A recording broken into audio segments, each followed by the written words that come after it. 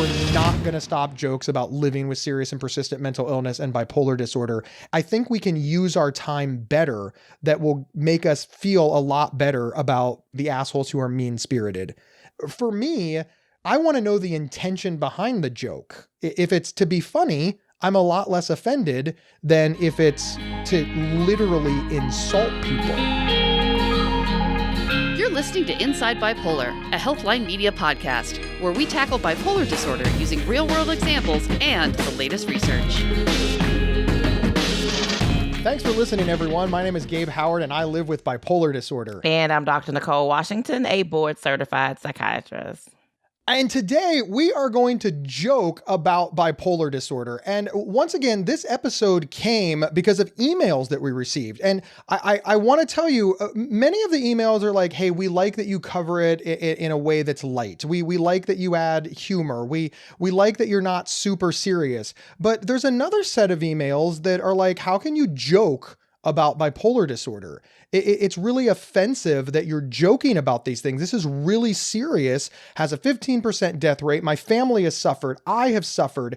And those emails, they've started to speak to us in a way where we felt like perhaps explanation was necessary, but also to open up a larger conversation about how, look, we're not going to get rid of joking surrounding bipolar disorder. So what can we as people living with bipolar disorder or loving someone with bipolar disorder do to better understand the societal phenomenon that is making fun of things like bipolar disorder? And Dr. Nicole, I want to ask you, did you look up a whole bunch of jokes for bipolar disorder so that you can do a tight 5 on mocking people who are living with bipolar? You know, I did not. You know that is not my lane. I choose not to engage in those kind of things. But if that's what you want to do for the next 5 minutes, you go right ahead. I'm here for it. Well, it should come as no surprise to anybody that I do, in fact, have a tight 5 making fun of living with bipolar disorder. I'm going to spare the audience that type of abuse, though. But you mentioned that it wasn't your lane. Now, do you feel that it's not your lane to make fun of bipolar disorder because you yourself don't live with bipolar disorder? Yeah, that's part of it. I mean, I don't have that experience, so I don't think it's mine to joke about. But also, as a person who has dedicated her career to treating people and taking care of people, that would also be very inappropriate if I were out here joking about the people with bipolar disorder and making jokes about people. Now, you are a psychiatrist. In fact, I believe you are a board-certified psychiatrist. I am indeed. Do you have a tight 5 about being a psychiatrist? Do you have some good psychiatry jokes? I do not. I absolutely do not. But I feel like that was a setup and that you do. I do. I love that look you're giving me right now. I looked for a whole bunch of psychiatry jokes and I found what I believe is my favorite one. Are you ready? I'm not, but you're going to do it anyway. So go ahead. How does a psychiatrist change a light bulb? How, Gabe? Tell me how a psychiatrist changes a light bulb. They don't. The light bulb has to want to change. Gabe, that is terrible. That's horrible. It is horrible because chances are the light bulb doesn't have insurance. I mean, so you're probably not even going to see the light bulb. The light bulb is on a huge waiting list. So the light bulb goes out and it's going to be 6 months of darkness before they can get in. It's a mess, isn't it? It's just a mess. And I'm a psychiatrist, so I'm definitely not touching the light bulb. So, I mean... Yeah, don't touch the light bulb. I'm not touching it. So there you go. That one is terrible. Probably the best joke I think I've heard, like cute joke, was a kid who said, why can't you hear a psychiatrist go to the bathroom? Okay, now I'm hoping because you shut the door. Because the P is silent. Oh my God. I thought that was so cute. It was a little... Oh my God. Because the P is silent. That is just, I love it. See, I love it. So I'm still laughing at the P is silent. The P is silent. That's terrible. It's a terrible joke, but I still have to say, I do understand a little bit of this idea that if you're joking about something, you're not taking it seriously. Now, I want to state that I understand it. I don't agree with it. I think that there are many things that people take very seriously, that they embrace humor as healthy. Now, again, if you don't want to make fun of living with bipolar disorder, nobody is telling you that you have to. And in fact, you shouldn't. And if you don't want to hear jokes about living with bipolar disorder and somebody in your life is constantly tracking you down to tell you the latest joke about bipolar disorder, you should set a hard boundary that what they are being is offensive because you have asked them not to. So I want to make sure that this context is framed, not that Uncle Jim is allowed to come every Thanksgiving and make fun of your bipolar disorder. That makes Uncle Jim an asshole. But what I am saying is as we move through society, there's gonna be jokes about living with bipolar disorder or mental illness on our favorite television shows, in our favorite movies. We're gonna hear it on drive time radio or just in a podcast about sports where somebody says something like, oh my God, the quarterback is bipolar. Last week I thought he was a Super Bowl contender and this week he sucks. And you're thinking, well, that was mean. Why did that come up? And all of that is how I want to frame that conversation, because we can't control what pop culture does. And I have some good news about this. I really, really do. We can't control it. We don't have to like it. But I don't know. I mean, I don't even know if I count that as joking. That's just, I'm dumb and I'm just saying stuff and I don't know what I'm saying. Like the people who just throw bipolar disorder out as a reference, I just think those people just aren't very smart and bright. I think what rubs people the wrong way, and the feedback that we've seen, is that people think that we are just making light of this very serious illness. Like we don't take it seriously. That's the part that I think made us even do this episode, is because it's like, absolutely, we take this seriously. I mean, you live with bipolar disorder. Who could take it more serious than you? I have walked with people on their journey through managing their bipolar disorder, through the deepest depressions and the most disruptive manias. I know how serious this can be. Dr. Nicole, I want to build off what you said. This is the good news that I was alluding to. Society makes fun of everything. They really, really do. And society makes fun of things that have reached a tipping point. Something that nobody's heard of, like, I don't know. Nobody was making fun of podcasting 20 years ago.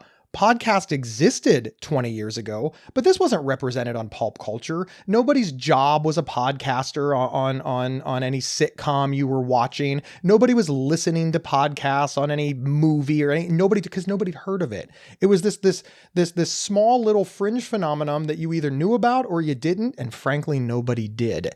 So in a way, the fact that people are making fun of bipolar disorder in pop culture shows that bipolar disorder education and misunderstanding and all kinds of other things, but bipolar disorder itself has reached a tipping point where more people have heard of it than not.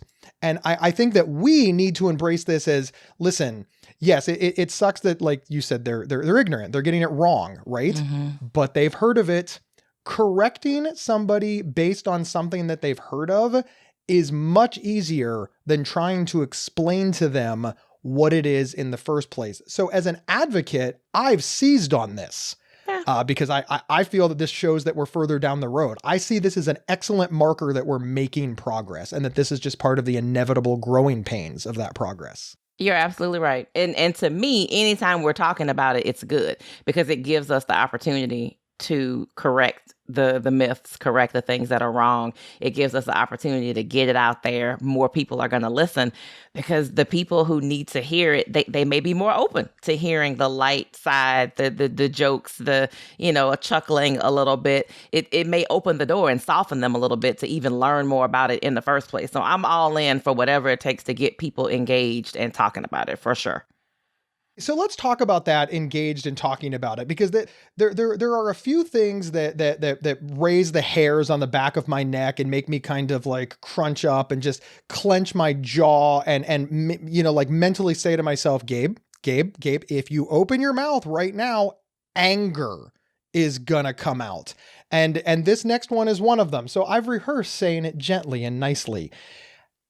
Ever since I was diagnosed with bipolar disorder, everybody, from the government, like the National Institute of Mental Health, to charities like Mental Health America, the Depression Bipolar Support Alliance, the National Alliance on Mental Illness. These are national charities. Social media, my therapist, my Dr. Nicole, literally Dr. Nicole. Everybody that I talk to is like, Gabe, you need to be open with bipolar disorder. You need to talk about bipolar disorder. You need to share your feelings about your illness. You need to be open and unashamed and unafraid. And I'm like, I love that message. I was feeling so crazy this morning. Not that way. Oh, what did I do? You don't say crazy. Oh, okay. Well, I just thought I was going nuts. Nope, not that way. Oh, okay. Well, I just felt like disconnected. Like my whole life was just this giant cyclone. And I felt like it was the Wizard of Oz. Like, Gabe, I don't know that I would compare it to a cyclone because, the definition of bipolar disorder isn't going around in a circle. It's back and forth on a spectrum. And I'm like, what is happening here? How many times are you going to correct me in this open and honest and unashamed conversation that I'm supposed to be having? And then I tell a joke. Now, I love gallows humor. Dark humor, gallows humor, it got me through, just so you know how much I embrace this. When my father was attacked and beaten up, we used gallows humor while he was in the hospital awaiting his brain scan. It's okay for us. It may not be okay for you. And that's the point that I'm really, really trying to make. If you overhear something that's not okay for you, just don't participate in it. I don't know that we have to stop it. That is a good point. So I will say, earlier on in my career, I was very uncomfortable with people's humor, especially the dark humor folks. Like, you people are a whole different breed of people. To this day, people will say things to me and I think, ooh, like I viscerally feel something when they've said something that was like super dark. But I have learned over the years to kind of let people do what they need to do, right? To kind of deal with things how they need to. But it is very uncomfortable for people who are not used to that kind of expression of how they feel. It is very, very uncomfortable for them to have to sit and listen to that. And it does bring about, I think, an initial like physical, visceral reaction. And that's where that comes from. The whole like, ooh, I don't think you should be joking about that, because they felt something very, very physical and wrong about it.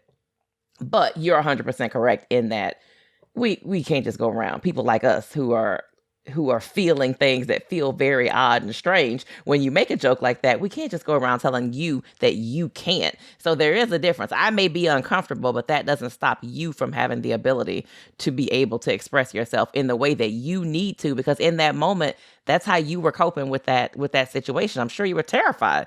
Your dad had gotten attacked, he gotten beaten up, you were getting ready to figure out like what actually happened. There are a lot of emotions swirling, and everybody doesn't get anxious and cry. Some people crack really dark jokes that are uncomfortable for other people in the room.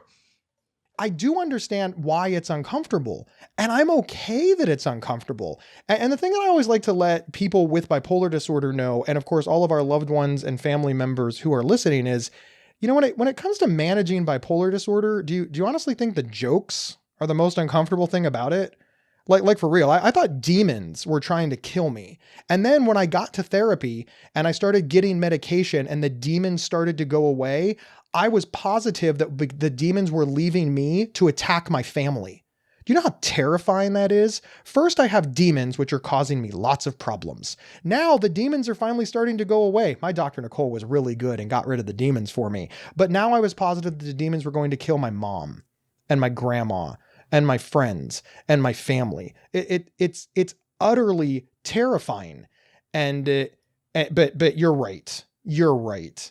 It's the jokes that are causing the problem for people living with mental illness. I feel like it's just one of those, hey, we don't know how to fix like the access to care problem. We're struggling to lower the suicide rate for people with bipolar disorder. We don't know how to open up more beds or to not have a 6-month waiting list to see Dr. Nicole. So you know what we're going to focus on? There's this pizza chain that has crazy bread, and that's not okay. So we're going to make that our advocacy effort. And everybody like claps. Everybody's like so proud. And people are like, dude, is that happening? Yeah, it really is. And you know the big one that's happening? Haunted insane asylums. Every single Halloween, everybody's like, we're putting a stop to this shit. We are not making light of insane asylums being scary. We're doing something about it. For my money, I think that insane asylums are scary, especially during the time period that they're portraying them, which is back when, you could do whatever you wanted to a mental patient. So I'm kind of aligned with them portraying them as terrifying. Do you want them to portray them as fun? Is that a thing? That is a real thing. Haunted insane asylums around Halloween. I've never heard this before. Like, is that an actual they're thing? everywhere. They're everywhere. They're everywhere, especially if you have an old hospital or psychiatric hospital that is closed down and is abandoned. They open it up for 30 days and let you tour it. And I think it's fantastic because I want to tour it. But the line is that you're making fun of people with mental illness by using this as an attraction. And look, I want to take a moment here. I do want to take a moment. I get it. You're not wrong. You're not wrong. The terrifying and sordid history of living with mental illness is now being used as entertainment. Mm-hmm. And there is a lot that can be said about that. But I'd like to point out that we can tour prisons. We can tour concentration camps from the Holocaust. We can tour cemeteries.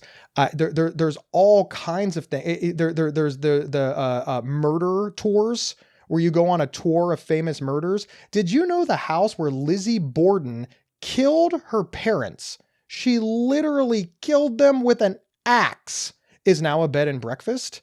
Once again, I understand that this should conjure up some questions inside us, but I'm just letting people know that it's not specific to bipolar disorder. Yeah. We do this with lots of things. No, we do. You bring up great points. Those are all things I had not thought about. I don't know. I mean, I guess it just makes us so uncomfortable because we just don't know what to say. I think that's it. Like, you don't know what to say next because it's really our response that we're uncomfortable. Like, do we laugh? If we laugh, is that okay? If you make a joke, do we laugh? I remember I had a patient who had gotten themselves into quite a legal pickle during a manic episode. And so that person comes to me and they are talking about everything that's gone on. And then randomly out the blue, they ask me about roller skating lessons and roller derby. And I was like, what is wrong? So immediately my brain is like, oh my God, this person's psychotic. They are randomly talking about rollerblading. And I'm like, what do you mean? And they said, well, I probably won't be able to finish getting my teaching certification because of this. So when I was little, my second, career was always going to be roller derby. I was either going to be a teacher, I was going to do roller derby.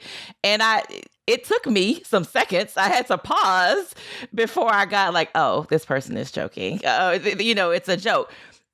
I did eventually get it. And I was like, oh, I gotcha. But I still didn't laugh, right? Because this person had just gotten into so much legal trouble because of a manic episode. And yeah, they were right. Their aspirations of becoming a teacher were probably a wash at that point. And this person had worked really hard to get to this point. But in that moment, it's not that person didn't know how serious it was, that they were close to graduating with their teaching degree, their education degree, and were not going to be able to even be a teacher because of what happened. They were very much aware of it. I think just in that moment, the heaviness of it all hit them in a way that all this person knew how to do was crack a joke about it, because what's the alternative? And I was just stuck in this very, very uncomfortable space of, what? Because sometimes, I'll be honest with you, we don't even get the joke. Like, we don't even get that it's a joke. We don't even get it. Like, we're sitting there and we're thinking, what? I mean, they joked about the look on my face as they were going on. And I was like, what? Like, I just couldn't even bring myself there. And by the time I got there, the joke was on me because they were laughing at me because I looked like a deer in the headlights, confused. Like, I had no idea what was going on. But I think that's where we find ourselves all the time. Like, we don't know what to do. Do we laugh? do we just sit there and look at you and go, oh, like, what do? We don't know what to do. So what do? You crack a joke that's highly inappropriate or very dark, or like, what do you want the person on the other end to do? I can absolutely see, Dr. Nicole, where from your perspective as a board certified psychiatrist, that would be very difficult because every single word out of our mouth, you're trying to determine what we mean by it. Is it proof of a symptom? You're trying to read between the lines. You're not a good audience for humor. But that said, we are describing our world the way that we best see fit, which means we may joke about it if we've got that kind of personality. The reality is you're just a terrible audience. And I don't mean that in any way. You're not. Thank you, Gabe. Thank you. Very, I'm very a welcome. Terrible audience. But here's why you're a terrible audience, because you're trying to get more. Yeah. Humor is surface, right? Why did the chicken cross the road? To get to the other side. The end. We don't need to think it more, right? You've got the setup, you've got the joke, you've got the laugh, right? If somebody's thinking what kind of chicken, they're doing humor wrong. What kind of road? You're doing humor wrong. Everything that you should need to get the joke is contained within it, right? But obviously when we're in our psychiatrist's office, we could be using humor, and this is really important, as a deflection. Meaning we're trying to evade your question. So obviously, I don't want anybody to hear humor is bad. I want people to hear humor has a time and place. And potentially your Dr. Nicole's office might not be the place for it. So, for the purpose of this conversation though, I still want to say this idea that humor is, quote, good or humor is, quote, bad is problematic, right? Because humor is just humor, and it has a time and a place.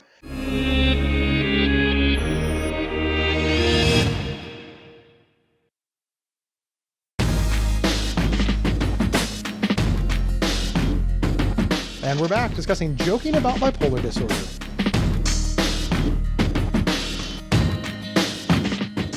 When you were talking about the time and the place, and humor is neither good nor bad. Both of those things are 100% accurate. Depending on the time and the place, it can be bad or it can be good, depending on where we are. And that is an important thing to think of when you said, I'm a terrible audience. So yes, I agree. The psychiatrist, the therapist may not be the best audience, especially when you're just getting to know them, especially in the beginning. When I don't know a person and they say things like that, I have to think about it. I have to pause. A lot of thought goes into your one joke about your bipolar disorder. A lot of thought. Once I've known you for a while, and I have lots of patients who will share with me up front, they will joke about something. And obviously it is my facial expression that makes them say to me, I'm sorry. I sometimes deal with serious things with inappropriate jokes, and I'm sorry. Like, I apologize. And I just tell them, thank you for sharing that with me. Like, I appreciate you telling me that. I appreciate you letting me know that, so that I know going forward that I just need to listen to you, let you get it out. But I'm also listening to what's underneath that, because that's what's important to me. What's underneath the joke? You're joking about this thing. My patient who was no longer going to be a teacher, that's huge. Like, that person, their whole life trajectory changed with one manic episode. That was huge. So I had to know that was, that's something that's bothering them because they're joking about it. Once you get to know people, you can understand it a little bit better. You can receive it a little bit better. But you're right. Time, place, nature of the relationship, like, it all matters. But let's talk about Uncle Jim again. Let's go back to Uncle Jim. Uncle Jim always comes Let's go up. back to Uncle Jim, because you know what? Uncle Jim may also, just like the person with the bipolar disorder jokes because they're coping with this thing and don't know what to do, Uncle Jim might also be having a hard time coping. It could be that Uncle Jim is a butthole, because we all have those in our family, right? This is the difference between Dr. Nicole and I. No, Uncle Jim is an asshole, Dr. Nicole. He could very well be, but Uncle Jim might also not know what to do, and Uncle Jim is uncomfortable and really bothered by the fact that you were in the hospital and almost killed yourself and have this very serious illness. And Uncle Jim realistically just may not know how to interact with you now that everyone knows you have bipolar disorder and everybody's talking about how we have to be careful with this person because, they're sick and we don't want, Uncle Jim just may not know what to say. So he just ends up saying dumb stuff because he also uses humor as a coping skill and the defense mechanism, and he doesn't know what to do. So I think it's important not to necessarily pass judgment, but maybe we need to have some serious conversations about how these things make us feel, because really we all use humor however we see fit. And that may be Uncle Jim's thing too. I absolutely love how you brought up the other possibility for Uncle Jim. And the reality is, I say the other possibility as if there's only two. Right? Uncle Jim can both be an asshole and uncomfortable, right? He can both be an asshole and not know what to say, and on and on and on. But you're right. Dynamics within our own families, friends, and social groups can be very, very difficult. There's a saying that I live by, and it's never assume malice when ignorance will do. It's Hanlon's razor. And I always take this, when somebody says something that offends me, I always stop and think for a minute, mean or stupid, mean or stupid. Are they being mean or are they stupid?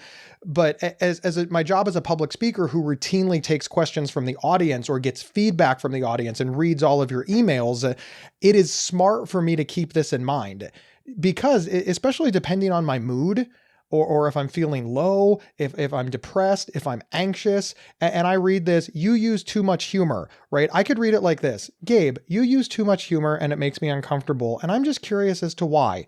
Or I could read it like this: you use too much humor. It makes me uncomfortable and I have no idea why. And one has a very different connotation than the other, but they're just words on a screen to me. So I can read it however I want. I always read it as curious, non-judgmental and curious.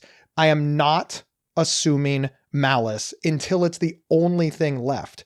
I think for people living with and managing bipolar disorder, hearing a lot of these things out there, I brought up the crazy bread.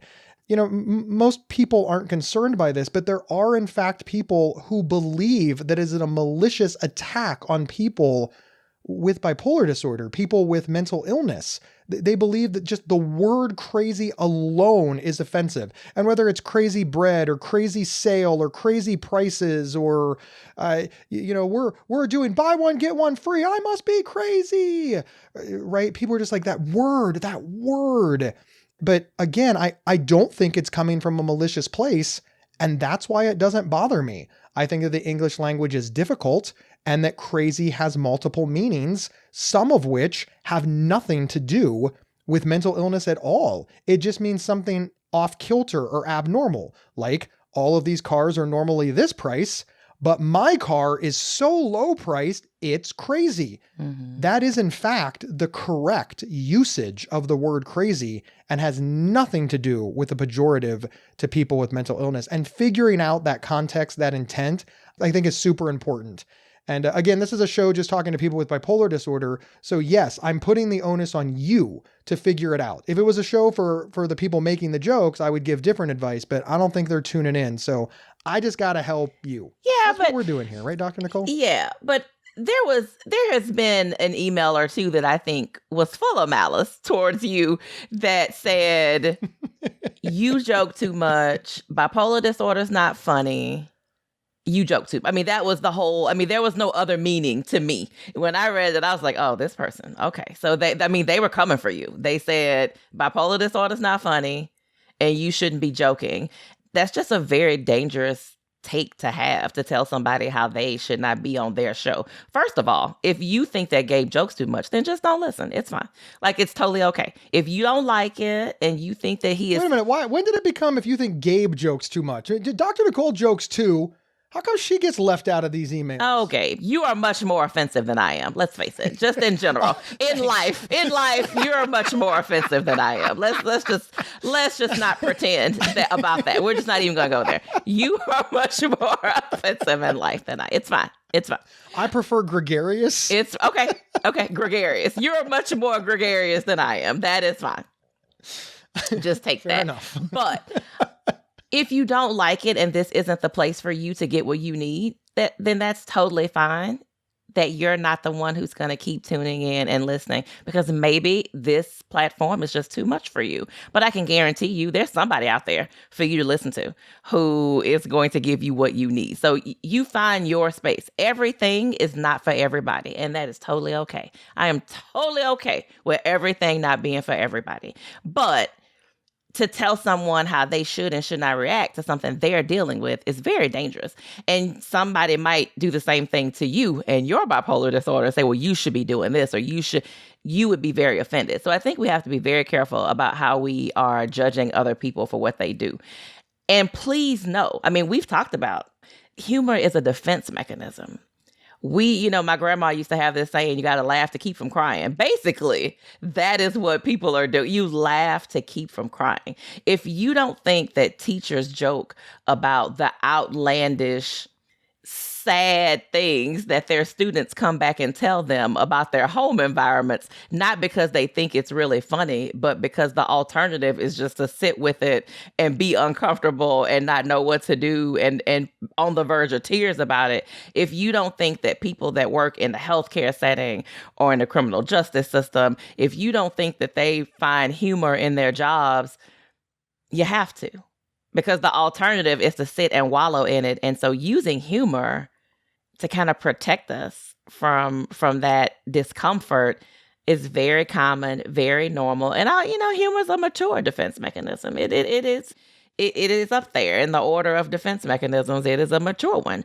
Almost kind of a way to say, like, middle finger to the fact that I have bipolar disorder, right? Like, you joke about it because it's like, I have this thing, and my choices are to sit every day and wallow in all the negative and all the stuff, or I can make lemonade out of lemons, and I can kind of give a big middle finger, F you to bipolar disorder. I'm going to figure out a way to laugh and have joy in my life either way. And people do that with cancer, and they do that with physical disabilities. Amputees make jokes about themselves. Stevie Wonder jokes about the fact that he's blind. Like, people do this all the time. And we just have to respect that as their coping mechanism.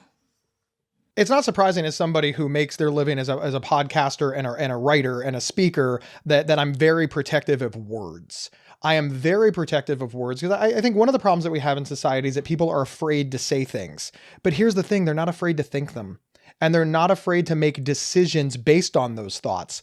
So what I see happening, especially in the bipolar space, is that people are afraid to ask these questions for fear of offending me. They already have the belief. They're already saying this to themselves and to their trusted confidants or friends. But because they won't say it out loud for fear of being offensive or a fear of seeming like they're making light or joking, I don't get to participate in the conversation. And we have seen time and time and time again throughout America's history where marginalizing the people impacted so that the core group can discuss it behind their backs has not turned out well. If we, people living with bipolar disorder, want to participate in the conversation, we're going to have to be willing to put up with some intolerance, with some ignorance, with some joking, with some insults, with some whatever. But I do think that it benefits us. And this is advocacy hat Gabe on. I do think it benefits us for people to feel comfortable to say it to us, because then we get this moment. I hear you. And I understand why you think that, but have you considered? Or let me tell you about my experience. Or that's really interesting that you see it that way, not living with bipolar disorder. Let me tell you how I see it living with bipolar disorder. Things make us uncomfortable. We all handle stresses. We all cope with things in different ways. We just sometimes have to take a step back and just take a deep breath and just listen. Just take a step back. Take a deep breath and just listen to what the other person is telling you, whether it's covered in humor or anger or whatever it's covered in, they're telling you something. And if you can figure out how to just hear that and then do what you need to do with that, I think we'd be a whole lot better off. I always hate it when we have like the more you know moment, right? And like, it's like, aw, we were having so much fun. And then Gabe and Dr. Cole got all serious. So I want to take us back to the nonsense that people who listen to the show are used to. Are you ready? I have a bipolar joke. I don't. Okay. It's fine. Go ahead. All right. Are you ready? Go ahead. All right, here we go. I have rapid cycling bipolar disorder, which is weird because I can't pedal that fast. In fact, I don't even own a bicycle. Y'all, this you is what give me a stage laugh. You're a professional broadcaster. Listen, I'm not even going there with you, Gabe. I'm not doing this. Y'all have no idea what I have to put up with every week in, week out with this man. I think I've got bipolar disorder. I'm about 50% sure. I don't know. That one was pretty bad, Gabe. That one was... It was bad. No, okay, hang on. That one was pretty bad. Give me something else. That was pretty bad. Give me something else. All right. Why did the bunny go to the psychiatrist? Why did the bunny go to the psychiatrist? He was unhappy. Now that one is kind of cute. I did like that one. It is kind of cute. See, I like the ones that are simple. You know, like the P is silent. I mean, I like those because they're kind of cute. Who's gonna get offended by that? What do you call a scared psychiatrist? A scared psychiatrist? I don't know. A Freud. Gabe, these are cute though. I can handle cute. I notice that you keep laughing at all the psychiatrist jokes because they're but cute. You're not laughing at the bipolar jokes. It just wasn't funny. That rapid cycling thing, it wasn't funny. I didn't like it. It wasn't funny. You didn't like the bipolar joke? No, I did not. All right. I have one more bipolar disorder joke. All right, you ready? Okay. I was recently diagnosed with bipolar disorder and I have mixed feelings about it. Gabe. See, again. I don't know. But if I tell a psychiatrist joke, you will laugh. No, okay. So we're going to, here's one. I don't think this one is funny though. This is a psychiatrist one. We're having a joke off. It says, I know this is kind of fun. We should definitely do that. What's the difference between a psychiatrist and a psychologist? Well, a psychiatrist went to medical school. Or no, I'm sorry. I'm going to do that again. Do you know Did you tell the joke wrong? I did tell it wrong. Do you know the difference between a psychologist and a psychiatrist? If not, congratulations, you're doing great. See, I don't like that. I don't think that's funny, Gabe. It's not funny. Because listen. You brought them together. But it's not funny. That's both a mental health joke and that's But it's awesome. not funny. But you know why? And you know why I don't think it's funny? Because people are always like, oh, you're a psychologist. I'm like, I'm a psychiatrist. See, I don't think that's funny. I don't think it's funny at all. I do not think it's funny at all. I don't. Why am I gasping for I don't know. And you are over here red and giggling. A psychiatrist finds a man lying by the road who has been robbed and beaten senseless. The psychiatrist says, my God, whoever did this needs help. Also, not funny. Not funny.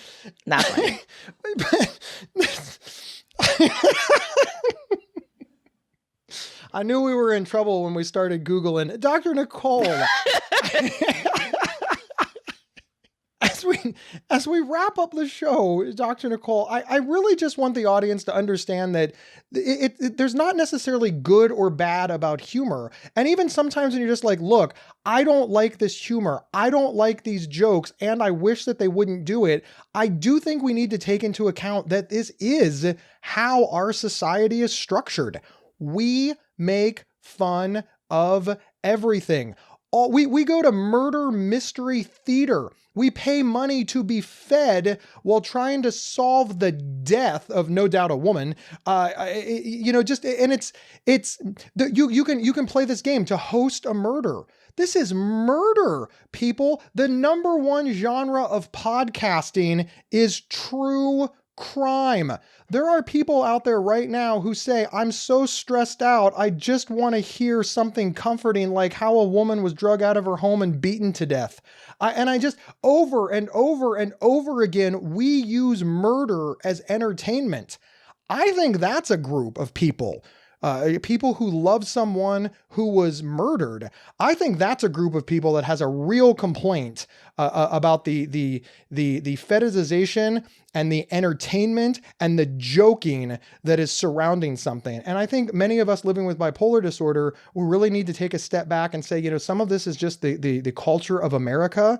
And unfortunately, we have to live there. And finally, the last thing that I want to say is this is happening to other marginalized groups. And we have to ask ourselves, do we get as up in arms when we hear a racist joke, a misogynistic joke, a joke about young people? To bring it to something, not as big as murder, racism, and misogyny, and just to bring it down to a regular level. My wife is a millennial, and there is a group of people who just get insulted for everything. Just not a day that goes by that we don't just blame everything on millennials. And she's just like, look, I was just born. Like I am in this generation because of when my parents chose to have children. There's nothing that I can do about this. And yet millennial jokes persists, and there's nothing that she can do about it. And she's just learned that, hey, this is just something that our society has decided to do. And she's not going to rage against the machine because she has better things to do. I really think that all of this means something to us with bipolar disorder, that a lot of this joking, a lot of this being uncomfortable, a lot of these conversations are really just a byproduct of living in America and really have very little to do with bipolar disorder itself. Well, Dr. Gabe Howard, that was great advice. And I'm just gonna sit back and let you close this thing out. Dr. Gabe Howard might be the best joke of the entire episode. Thank you everybody for tuning in. We have a stack of favors to ask you. One, wherever you downloaded this episode, please follow or subscribe to the show because you don't want to miss a thing. 2, recommend the show, share it in a support group, share it on Reddit threads, share it on social media, send somebody a text message, bring it up in support groups, because sharing this show with all the people you know is how we are going to grow. My name is Gabe Howard, and I'm an award-winning public speaker, and I could be available for your next event. And I'd even bring Dr. Nicole with me if she would come and you would hire us. I also wrote the book, Mental Illness is an Asshole and Other Observations, which you can get on Amazon, but you can grab a signed copy with free show swag or learn more about me by heading to my website, gabehoward.com. You can also follow me on TikTok or Instagram at AskABipolar. And I'm Dr. Nicole. You can find me on all social media platforms at Dr. Nicole Psych or at my website, drnicolepsych.com. All right, we will see everybody next time on Inside Bipolar. You've been listening to Inside Bipolar from Healthline Media and PsychCentral.com. Have feedback for the show?